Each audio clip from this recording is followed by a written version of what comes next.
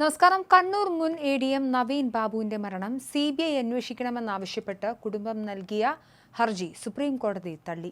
എല്ലാ കേസുകളും CBIക്ക് വിടേണ്ടതില്ലെന്ന് സുപ്രീം കോടതി വ്യക്തമാക്കി. ആത്മഹത്യാ പ്രേരണ കുറ്റം നിലവിലെ അന്വേഷണത്തിൽ ഉൾപ്പെടുത്തിയിട്ടുണ്ടെന്നും കോടതി പറഞ്ഞു. CBI അന്വേഷണം ആവശ്യപ്പെട്ട് ഭാര്യ മഞ്ജുഷയാണ് സുപ്രീം കോടതിയിൽ ഹർജി നൽകിയത്. ഇപ്പോൾ നടക്കുന്ന അന്വേഷണത്തിൽ വിശ്വാസമില്ലെന്നാണ് മഞ്ജുഷ ഹർജിയിൽ ചൂണ്ടിക്കാണിച്ചിരിക്കുന്നത്. CBI അന്വേഷണം വേണമെന്ന ആവശ്യം നേരത്തെ ഹൈക്കോടതി തള്ളിയിരുന്നു. തുടർന്നാണ് കുടുംബം സുപ്രീം കോടതിയിലെത്തിയത്. അഭിഭാഷകർ MR രമേശ് ബാബുവാണ് ഹർജി സമർപ്പിച്ചത്.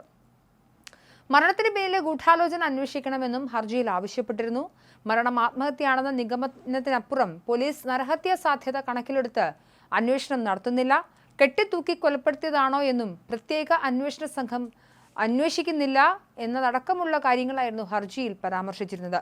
Inquest റിപ്പോർട്ടിലും postmortem റിപ്പോർട്ടിലും വൈരുദ്ധ്യമുണ്ട്. ഇപ്പോൾ നടക്കുന്ന പോലീസ് അന്വേഷണത്തിൽ കുടുംബത്തിന് വിശ്വാസമില്ല. അതിനാൽ CBI അന്വേഷണത്തിന് ഉത്തരവിടണമെന്നായിരുന്നു ഹർജിയിലെ ആവശ്യം. കേസിലെ പ്രതി PP ദിവ്യയ്ക്ക് ഉന്നത സ്വാധീനമുണ്ടെന്നും നേരത്തെ ഹൈക്കോടതിയിൽ കുടുംബം ആരോപിച്ചിരുന്നു. അന്വേഷണം ശരിയായ ദിശയിലാണ് നടക്കുന്നതെന്ന സംസ്ഥാന സർക്കാരിന്റെ വാദം അംഗീകരിച്ചാണ് ഹൈക്കോടതി CBI അന്വേഷണം ആവശ്യം തള്ളിയത്.